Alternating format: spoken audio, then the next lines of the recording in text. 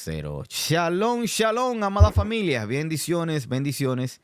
Y bienvenidos una vez más a una edición de Emuná Podcast, donde tratamos temas teológicos, tratamos temas sin propósito de ofender ninguna sensibilidad o doctrina personal, pero sí de aclarecer principios que se enseñan erróneamente, cosas que han sido heredadas por costumbres, por tradiciones, y es tiempo de que volvamos a la raíz. Le damos la bienvenida aquí a nuestro amado Moré, maestro de raíces hebreas, el Moré Gustavo Rivas Bertí, directamente desde Venezuela. Shalom, shalom y bienvenido, estimado Moré. Shalom, bendiciones, pastor. Un honor nuevamente compartir con usted y en esta oportunidad siempre las invitaciones para tratar estos temas, ¿no? Que siempre generan inquietudes, siempre las preguntas surgen, las dudas, y aunque no lo sabemos todo, por lo menos compartir lo que sí hemos aprendido. Baruch Hashem, y en este tiempo establecido, este momento que el Eterno ha permitido que compartamos esta reflexión o enseñanza, vamos a estar hablando acerca de la dispensación. ¿Qué significa la dispensación y cómo afecta nuestra relación con el Eterno o nuestra creencia? ¿Cómo esta doctrina afecta nuestra creencia y qué fundamento tienen las Escrituras? Quiero comenzar dándole apertura a este tema, hablando un poco acerca de lo que es la dispensación. Y este es un concepto desarrollado dentro de la teología dispensacionalista. Y el concepto trata de dividir la historia humana en diferentes periodos o dispensaciones, donde el Eterno trata con el ser humano de diferentes formas distintas. Hay mucho que decir acerca de eso porque hay personas que tienen un concepto a través de esta teología de que el Eterno ha desechado a su pueblo, el cual no tiene ningún fundamento escritural, o que el Eterno ha elegido, o le ha encomendado su misión a la iglesia, vamos a decir. Y es la manera en que muchas personas tienen esto determinado, pero a veces no saben ni siquiera de dónde surge este concepto teológico, cuáles fueron las raíces, quién fue el maestro, el cerebro maestro que le dio inicio a este concepto, que de hecho afecta mucho la comunidad del creyente. Estimado Moré, ¿qué puede usted decirnos acerca de estos orígenes, acerca de la dispensación? Bueno, lo primero que debemos estudiar es que el Eterno se maneja de formas totalmente diferentes a lo que nosotros hemos asumido doctrinalmente, hablando dentro del cristianismo. Si no nos damos la tarea a estudiar y a profundizar dentro de la Biblia, buscando en sus fuentes originales hebreas, vamos a seguir repitiendo muchos errores que son doctrinales por no verificar lo que nosotros recibimos. Y ahí es donde empezamos como que a fallar porque aceptamos sin cuestionar nada. Y eso trae como consecuencia que sigamos siendo esclavos de los mismos conceptos que se vienen enseñando desde tiempo antiguo. Una de las cosas que debemos considerar es que esta teoría de la dispensación se popularizó con John Darby. Y allí que cuando pasa a Scofield con su Biblia, evidentemente dentro de ese marco empieza a difundirse esta enseñanza.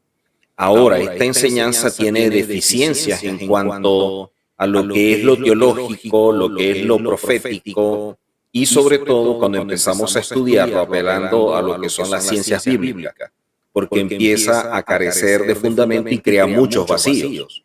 Porque establecer que se maneja el Eterno por etapas y que cada etapa reemplaza a la anterior, entraría en conflicto cuando el Eterno dice que Él es el mismo de ayer, hoy y siempre. Entonces, ¿cómo es posible que sea el mismo de ayer, hoy y siempre y la gente asuma que tiene etapas y que cada etapa deja sin efecto la previa? Como mucha gente defiende dentro de la dispensación de la gracia, que deja sin efecto la dispensación de la ley y de alguna manera crea un marco de anarquía donde las personas pueden vivir como les place sin tener ninguna responsabilidad ni ningún deber con el Eterno y con la Torá. Muchas personas, porque al hablar de ley, que es un concepto que no es el correcto, entonces empiezan a evadir todo esto. Recuerda que a la gente le gusta hacer lo que le gusta, lo que le place, lo que le conviene, sin ver si eso lo daña o no. Y eso lo vemos nosotros hasta en lo secular. Pero dentro de nuestro estudio, cuando empezamos a evaluar, debemos tomar en cuenta si aquello que se está enseñando realmente fue establecido por el Eterno para tener un fundamento sobre el cual sustentar nuestro sistema de creencia. Y eso es importante. Pero la gente simplemente repite lo que otros han dicho porque les parece mejor.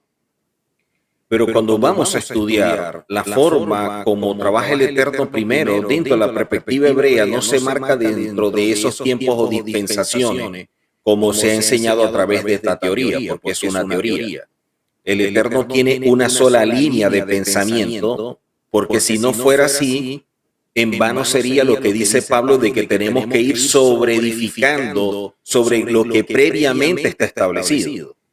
Si la dispensación sería verdad, cuando nosotros vamos a Hechos 3:21, donde el Eterno establece a través del escritor que debe restaurar todas las cosas, ¿para qué va a restaurar algo que pereció o quedó sin efecto con las dispensaciones previas? O el Eterno nos mintió, o simplemente lo que se enseñó no tiene fundamento y lo asumimos como verdad, sin corroborar que realmente es así. Entonces, esa teoría, cuando empieza a analizarse, sin estar sentado sobre la silla religiosa y sin ningún apasionamiento ni fanatismo, sino con objetividad y de manera académica, empezamos a estudiarlo, nos damos cuenta que presenta más fallas que certezas. Y es allí donde nosotros debemos darnos la tarea de revisar nuestro sistema de creencia, porque si la fe viene por el oír y el oír la palabra, yo debo revisar muy bien la palabra que estoy oyendo para saber en qué está basada mi fe. Eso que usted está diciendo, haciendo referencia a cómo usted inició, acerca de este personaje, John Darby. Cuando la Biblia Scofield está siendo redactada, muchas personas toman esta versión como algo validado, algo que el Espíritu Santo o el Ruach HaKodesh instruyó o validó, y no es así. Una de las cosas que vemos en sus notas de pie de sus interpretaciones o comentarios acerca de sus mismos escritos, quiero hacerles referencia solamente a 4 de ellas. La primera es que la ley está abolida, es uno de sus comentarios en sus notas de pie. Lo segundo es que Israel fue reemplazado temporalmente. Esto es su propia interpretación. Lo tercero es que la iglesia tiene un trato aparte con Hashem, con el Eterno. Y por último, de las notas que quiero resaltar, es que habrá 2 pueblos de Dios separados. Y eso es totalmente falso, porque las escrituras, de hecho las enseñanzas del apóstol Pablo, no validan este pensamiento o teoría. Sin embargo, las personas que leyeron esa Biblia ignorantemente, por no hacer su diligencia, por no investigar, por no asegurarse de eso mismo que usted dijo, de cómo viene la fe, por el oír y el oír la palabra de Dios, por no verificar estas enseñanzas, lo toman como una verdad, y así mismo es que se trata. Por eso nos llaman judaizantes, por eso aquellos que tratan de volver a la raíz de las enseñanzas o la raíz de las interpretaciones, como lo hizo el pueblo de Israel, nos llaman así porque ya eso quedó sembrado en sus mentes. Entonces esta Biblia de Scofield, haciendo referencia al 1909, es como del 1909 hasta ahora hay una dispensación. Es como que el Eterno ahora está tratando de una manera. Pero hay algo que me llama mucho la atención, que me gustaría saber su punto de vista, escuchar su perspectiva acerca de lo que le voy a preguntar ahora. Si hay una dispensación de la gracia, donde ya la gracia está supuestamente sobre una iglesia gentil, no sobre Israel, pero sobre una iglesia gentil, entonces, ¿hay una licencia para pecar? ¿O entonces también hay una dispensación para el pecado? Entonces el pecado es visto de otra manera, ya que la ley y la gracia ahora son vistos de una manera diferente, más tolerante. Me gustaría escuchar su punto de vista acerca de eso. Mira, mientras más leemos la teoría de la dispensación, surgen más dudas que lo que pudiera estar aclarando. Lo que Scofield hace como trabajo, la pregunta que deberíamos hacernos es de dónde saca Scofield la versión o de dónde está mirando para hacer su propia Biblia. Eso es importante. Porque si él hubiera hecho lo que hizo Jerónimo, se le hubiera agradecido. Porque cuando Jerónimo fue a hacer la Biblia, y en este caso todo el Antiguo Testamento, a él no le bastó con tener copias que eran fidedignas en griego, sino que a su vez, a pesar de que sabía hebreo, se fue a vivir a Israel para aprender mucho más la cultura, porque está entendido que las palabras solamente tienen valor dentro de la cultura que construye la palabra. Las palabras no vienen sin una carga cultural de donde nosotros expresamos nuestros pensamientos. Lo otro es que Pablo, y vemos en la Biblia que siempre el tema es en función de la unidad de la fe. Y aquí más bien nos están hablando de dos pueblos, de un trato aparte. Si el Eterno tiene un trato aparte, entonces cuando la misma Biblia nos dice que no hace ni excepción ni acepción, ¿dónde quedaría esto? Si la gracia es la que se manifiesta con la dispensación, yo quisiera que por lo menos nos ubicaran en qué tiempo fue eso. Porque si es con la manifestación del Mesías, ¿acaso no es previo a la manifestación del Mesías que la gracia se dé para que de esta manera venga el socorro del cielo y envíe más bien al Mesías? Entonces el Mesías no trae la gracia, más bien el Mesías sería el resultado de la gracia. Si la gracia viene con el Mesías, entonces cuando Adán y Eva fallan y el Eterno empieza con el plan de redención, ¿eso no sería gracia? Si vemos a Noé, ¿qué dice la Escritura? Que Noé halló gracia delante de los ojos del Eterno. Entonces la gracia como el favor inmerecido de parte del Eterno siempre ha existido. ¿O es que acaso el Eterno es bipolar?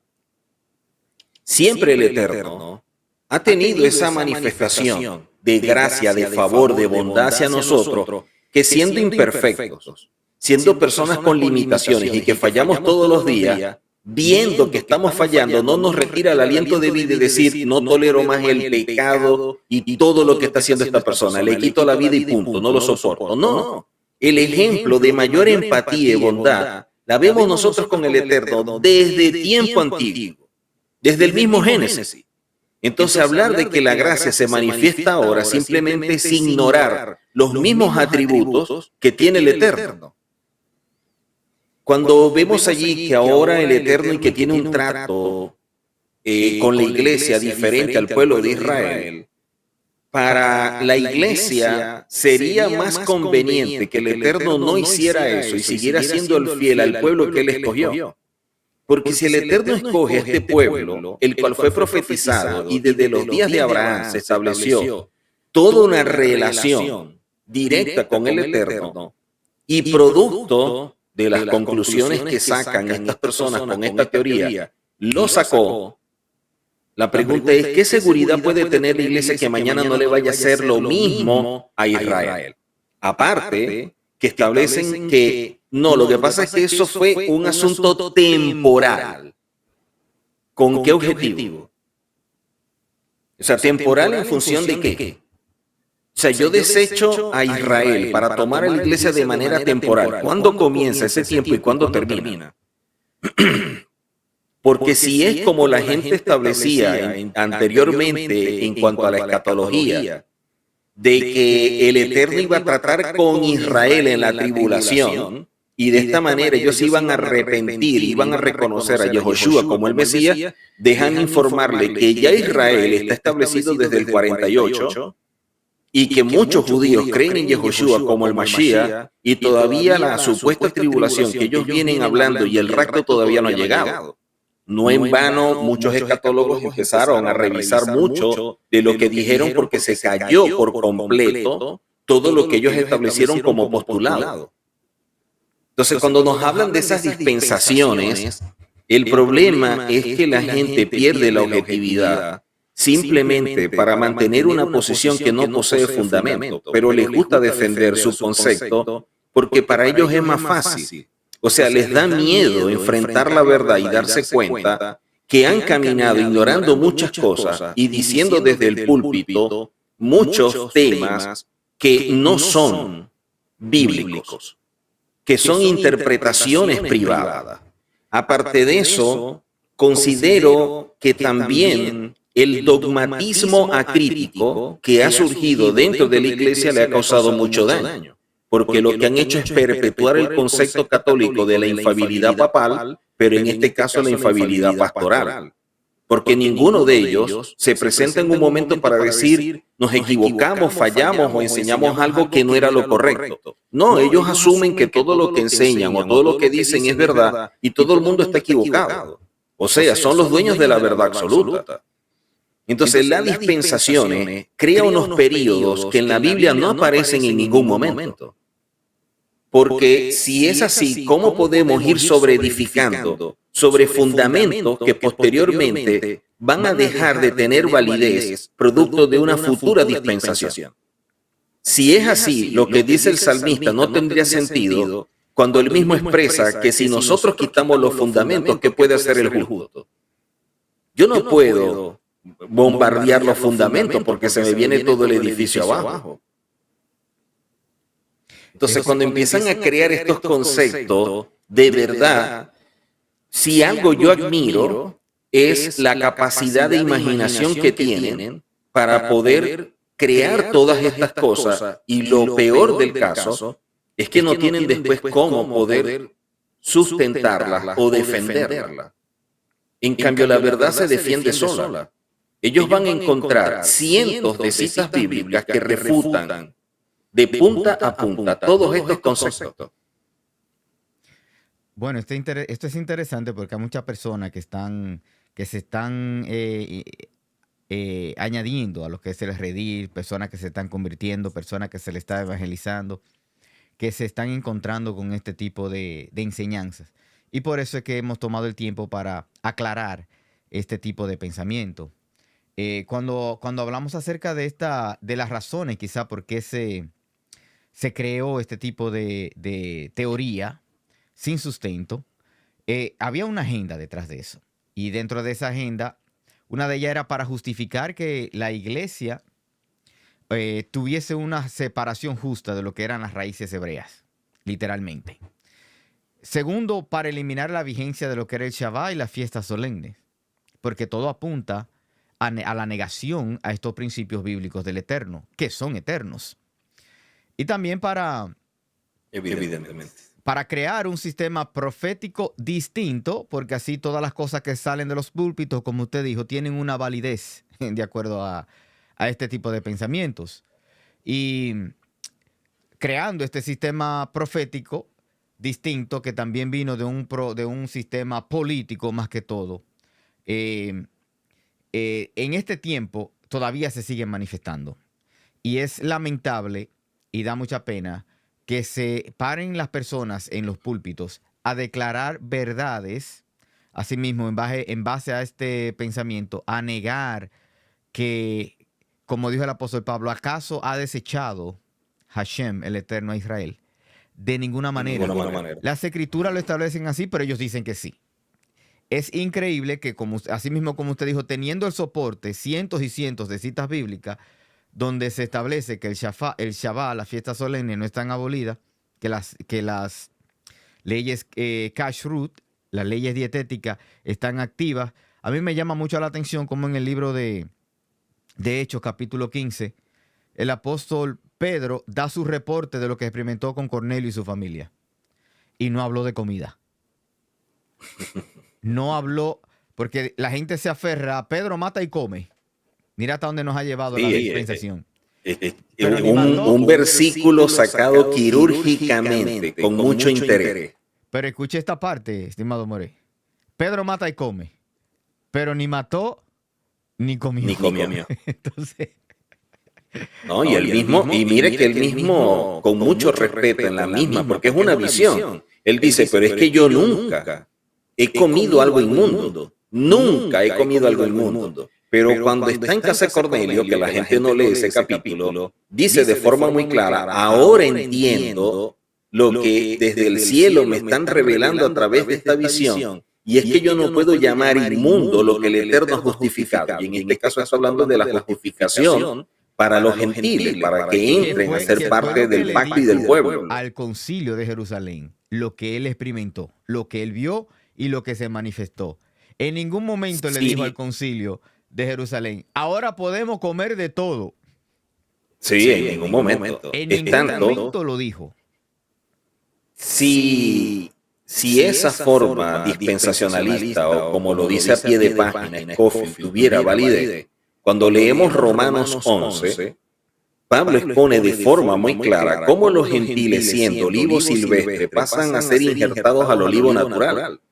Si Israel es el olivo natural y los gentiles son ramas del olivo silvestre que están siendo quitadas de allí para ser colocadas en el natural, ¿dónde queda entonces la supuesta iglesia? Porque ¿cómo yo voy a injertar a los gentiles en un olivo natural que está desechado? Cuando el mismo Pablo dice previamente que en ninguna manera Israel está desechado. Él dice, porque yo mismo soy judío. More, hay una defensa. La defensa es que la iglesia ahora es el Israel espiritual. Y en lo único que se parece ese Israel espiritual es en la desobediencia del Israel del desierto. Ese es lo único que curioso. Qué curioso que les guste ser el Israel espiritual, pero no quieren tener ninguna relación con lo que el Eterno le demandó al pueblo de Israel. Entonces, un asunto de mentalidad selectiva, donde yo voy escogiendo a mi gusto lo que interesa para mi gusto o para mi conveniencia. Al punto que cuando nosotros empezamos a ver el surgimiento de todo esto, hablando del cristianismo, nos damos cuenta que en ningún momento se está hablando de un debate o de aprobación de cosas por asuntos de interés espiritual. Era un asunto político. Para nadie es un secreto lo que Constantino estaba procurando y por qué también se da el edicto y la expulsión de todos los judíos de Roma. Era un asunto político. Ellos veían como un gran problema que todas estas personas se convirtieran y ahora profesando este sistema de creencia y caminando conforme a la Torá, no iban a velar por los intereses de Roma como previamente ellos lo hacían. Entonces para ellos era como debilitar al imperio. Y por eso es que el concilio surge para ver de qué forma podemos unificar todo esto y se acabe el problema. La pregunta es la siguiente. Si eso se debatió y fueron varios grupos los que estuvieron postulando sus interpretaciones privadas, por votación, no fue un ángel que bajó, no fue una voz del cielo ni nada por el estilo, sino que por votación decidieron qué aceptar y qué rechazar.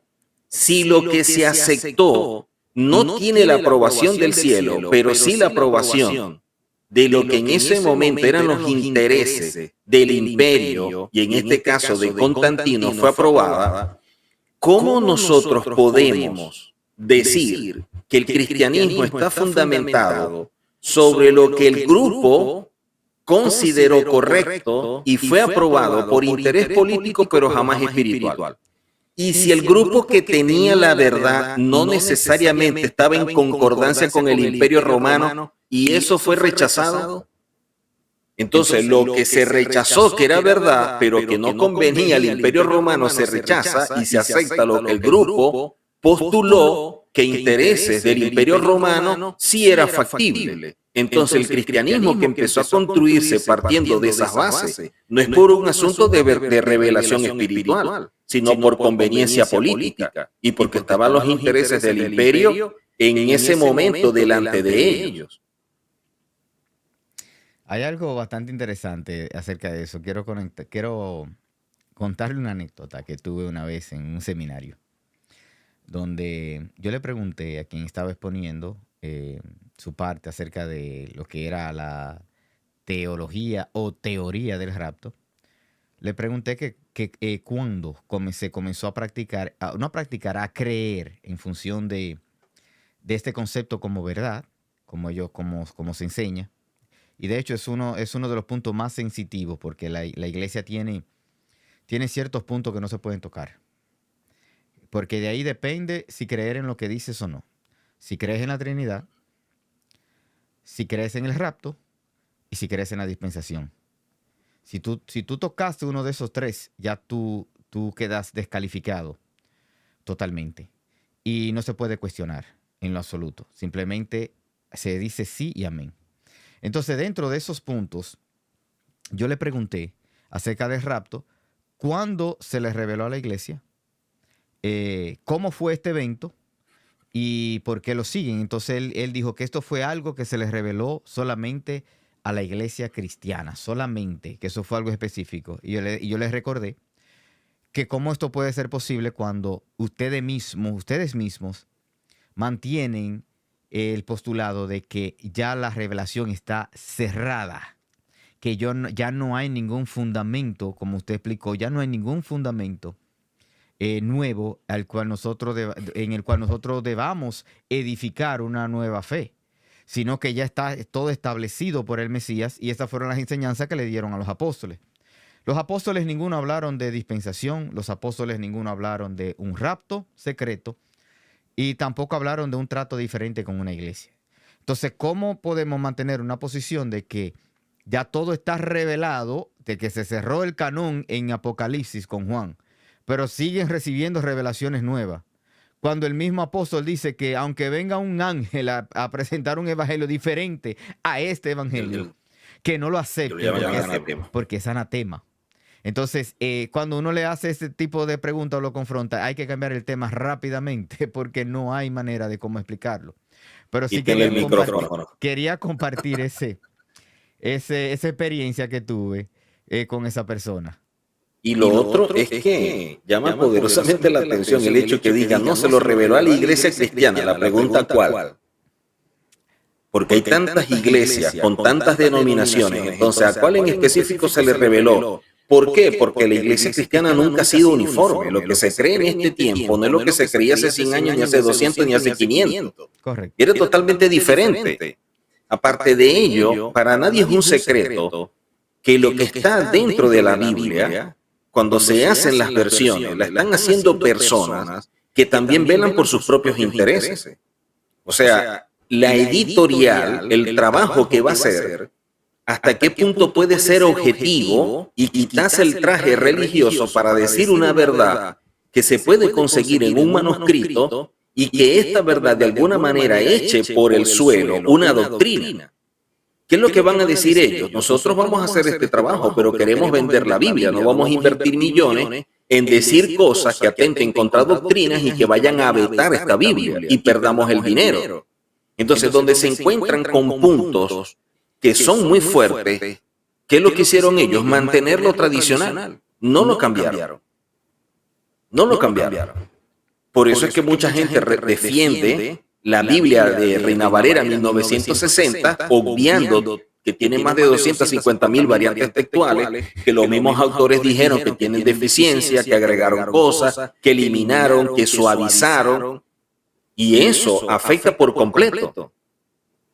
Cuando nosotros no estamos estudiando las cosas desde sus fuentes originales, vamos a cometer muchísimos errores, producto de que no estamos entendiendo la mentalidad del autor, sino que nosotros nos dejamos guiar por las versiones que posteriormente surgieron.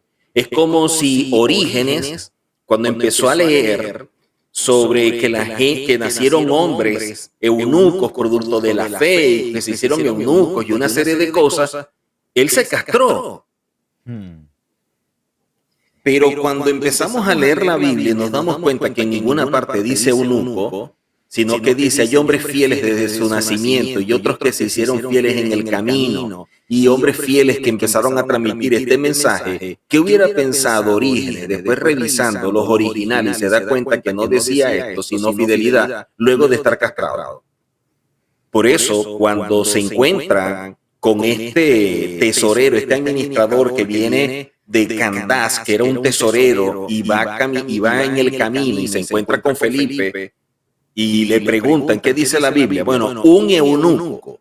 En ninguna parte dice que era un eunuco, dice que era un hombre fiel, un hombre leal, por eso es que era el tesorero, el administrador de ese lugar. Y así como eso, tenemos tantas cosas, inclusive si nosotros ignoramos las expresiones hebreas y la polisemia de muchas de esas palabras, lamentablemente vamos a empezar a cometer errores. Por ejemplo, cuando vemos nosotros en la Escritura que dice que nosotros debemos renovar el espíritu de nuestra mente, la mente no tiene espíritu, pero es que la palabra rúa traduce como espíritu, aliento, motivación, viento, conocimiento. Y colocaron la palabra espíritu en vez de la palabra conocimiento. Y así como esa expresión, muchas más.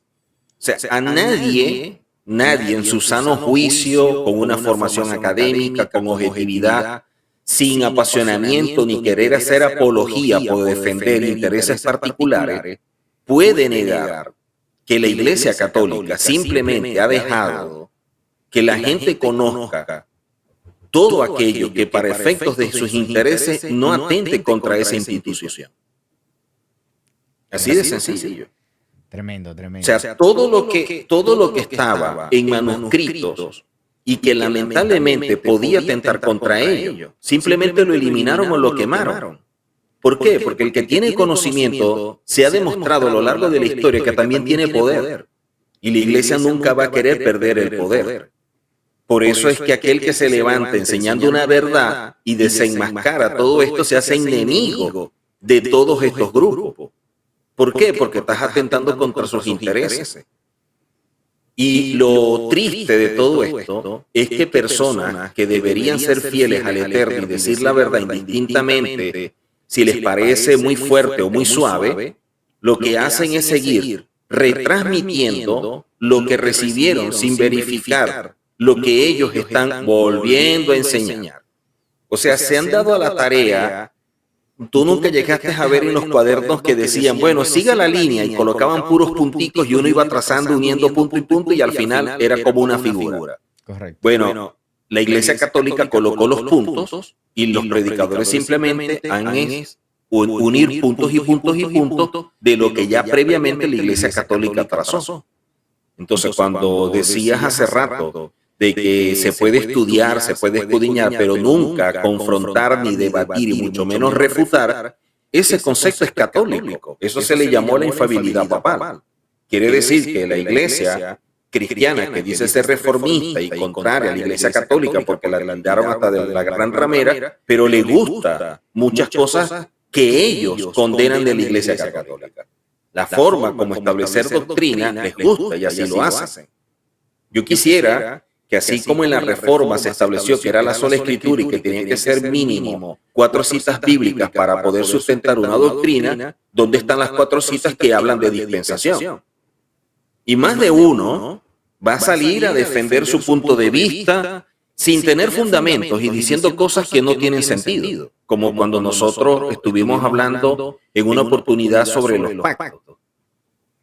Y muchas personas, no, que la exégesis, que no sé qué. Y yo, ¿la exégesis de dónde? O sea, la gente a veces, por refutar, empieza a decir cosas que no tienen ni siquiera coherencia con lo que están diciendo. Pero yo tengo que refutar. Yo tengo que también levantar mi voz porque están diciendo algo que me incomoda y por lo tanto mi mecanismo de defensa es rechazarlo y es atacarlo. ¿Hasta qué punto nos estamos haciendo un daño cuando de pronto yo oigo al pastor Pedro Santana que está enseñando sobre las raíces hebreas y yo no tengo un fundamento para defender lo que yo creo por lo que el pastor Pedro está diciendo me parece contundente, porque yo voy a ir contra la persona, porque yo lo voy a descalificar, criticar y juzgar? ¿Por qué? Porque tengo miedo. ¿Por qué en vez de sentarme y decirme, puedo aprender mucho de este hombre y me va a ayudar a fortalecer mi sistema de creencia o a profundizar mucho más, me voy a sentar a oírlo? Simplemente los descartamos. Los descartamos de la misma forma como cuando llegan estas personas de los testigos de Jehová tocando las puertas y nadie le abre. O sea, ya asumimos que lo que van a traer es una mentira. De plano los rechazamos.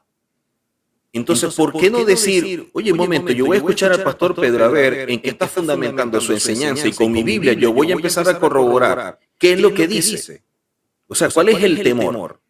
Yo no creo que debamos temer a la verdad, porque la verdad nos va a hacer libre, al menos que nos guste tener una mentalidad de esclavo o que lo que de pronto el pastor Pedro está diciendo afecte los intereses particulares de un grupo. Entonces ya aquí no estamos haciendo defensa de la verdad, sino de un interés particular. Entonces seamos sinceros.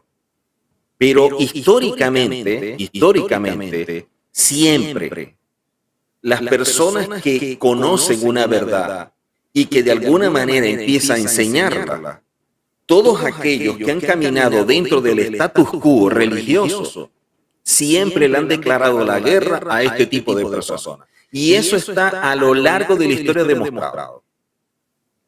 Y ahora no va a ser la excepción. Por eso hablar de dispensaciones en este tiempo a mí me llama poderosamente la atención. Porque si se hablara de dispensación hace 20 años atrás o incluso hace 30 años atrás yo lo entiendo. Pero ahora cualquier persona que le hablen de dispensación entra en internet y coloca la dispensación y va a haber cientos de autores que pueden derribar así la teoría de la dispensación. Y cada uno con más pruebas, con más fundamentos, con más cosas o elementos que hacen que la gente pueda comprender que la dispensación simplemente fue la idea particular de alguien que a través de su interpretación, que no sabemos si sesgada o no, aunque es evidente que sí lo es, y se manifiesta mucho el antisemitismo, simplemente quiso desligarse de todo lo que oliera hebreo. Bueno, pero es que eso fue lo mismo que hizo Constantino. Constantino quiso en el concilio, bueno, ya nosotros tenemos nuestras propias fiestas, nuestras propias cenas, nuestro propio Señor, porque así nos los ha revelado. La pregunta es quién fue el que lo reveló. Nuestro propio calendario. O nuestro propio calendario, o sea, ¿quién fue el que reveló eso?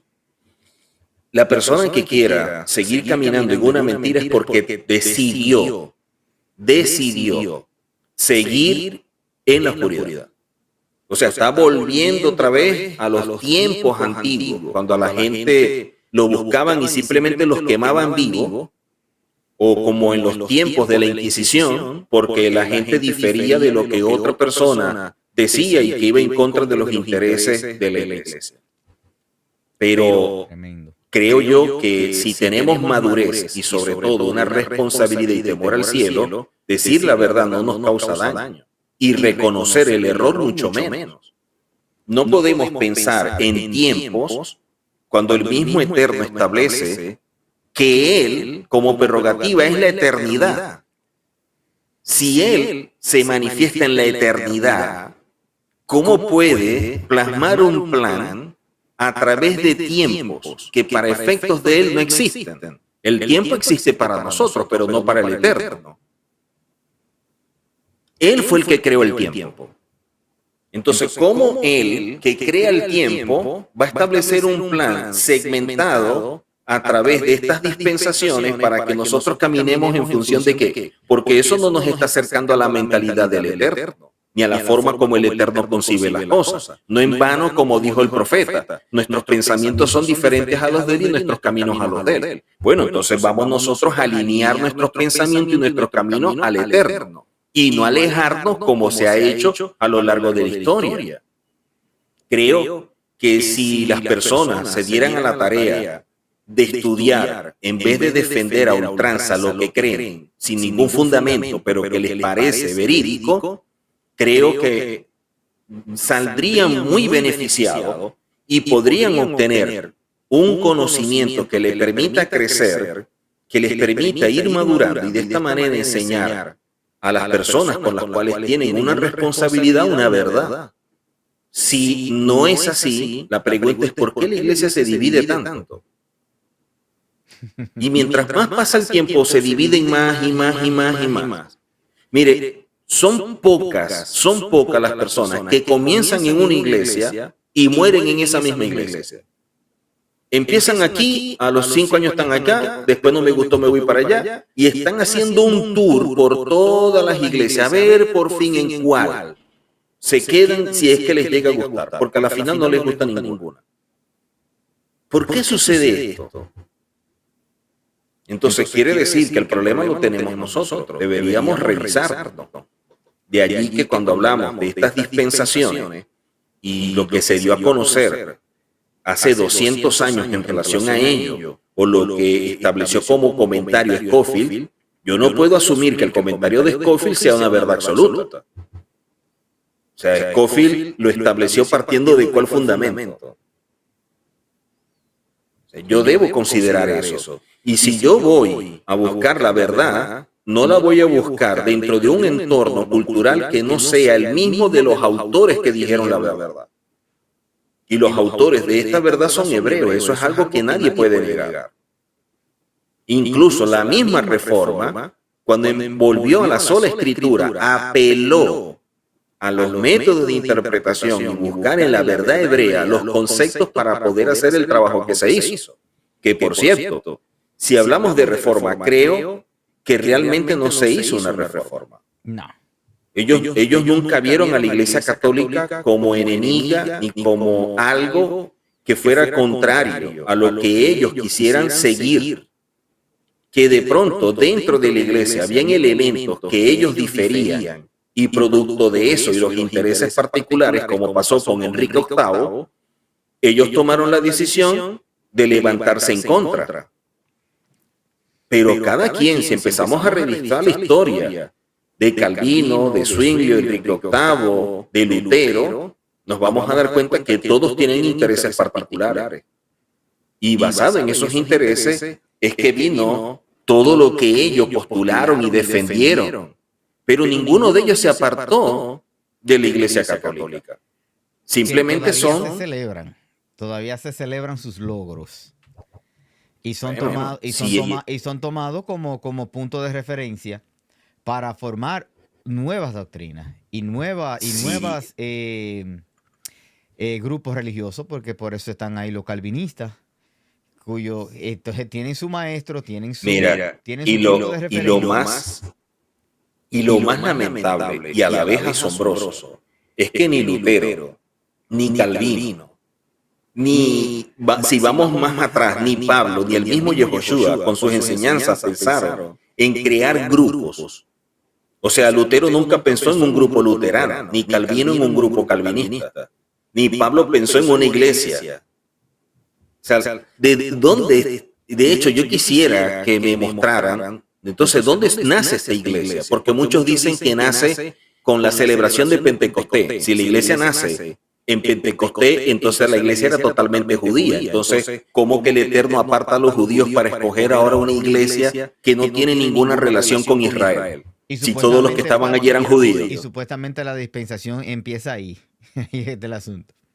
Por eso, si empieza ahí, entonces desde su nacimiento ya empezó con un problema o simplemente nunca nació y se abortó. Porque ¿dónde empieza la gracia entonces?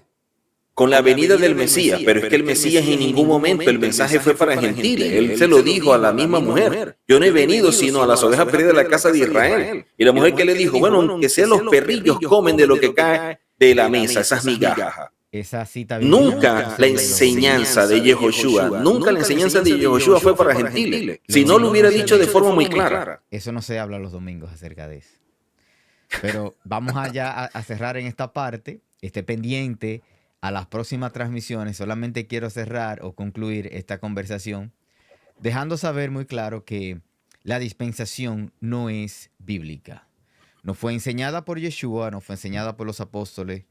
Es una teología prácticamente inventada, reciente, tiene cerca de 200 años. Lo que sí es bíblico es que Yahweh Adonai uno es. Él estableció un pacto sobre un solo pueblo y una descendencia. Un solo pacto, una sola fe, una sola Torá, un solo Mesías y un solo reino. No muchísimos reinos pequeñitos separados donde cada uno asume tener la verdad. De la única manera que nos hacemos parte de este reino es aceptando el pacto de Yeshua, la renovación del pacto en el madero y nosotros entrando en la obediencia del Eterno. Esa es la única manera. No hay dispensaciones, no hay un trato especial porque el pecado sigue siendo el mismo.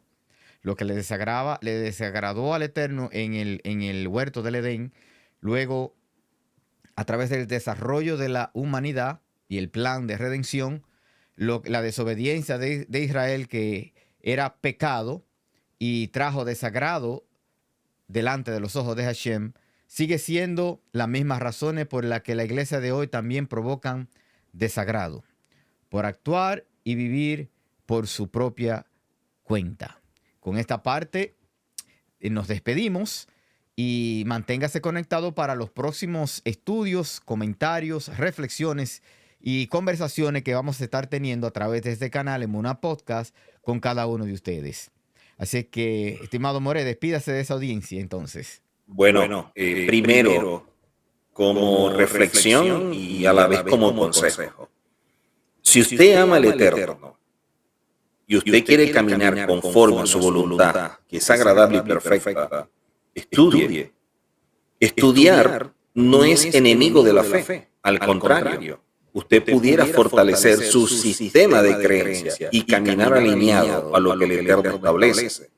Por ello, debemos estudiar, debemos escudriñar. Por eso se admiraba a la gente que estaba en Berea, porque empezaban a revisar para corroborar que fuera verdad lo que se le enseñó. Así que yo los invito a que estudien, a que puedan escudriñar. Y cuando vayan a estudiar, cuando vayan a escudriñar, háganlo de forma objetiva, sin apasionamientos, sin sentarse en la silla religiosa ni nada por el estilo. Empiece a ver lo que la Biblia le quiere enseñar. No le diga usted a la Biblia lo que usted cree, sino que sea la Biblia la que hable por sí sola. Así que de esta forma los motivo, los animo a que puedan estudiar. Estudien. Estudiar nos ayuda. Es una gran bendición poder leer, poder estudiar, y tenemos muchísimos recursos para poder hacerlo. Así que les dejo eso como desafío para su vida. Así que con esta parte nos despedimos y shalom, shalom, amada familia. Bendiciones, bendiciones. Shalom. Hasta la próxima. Shalom.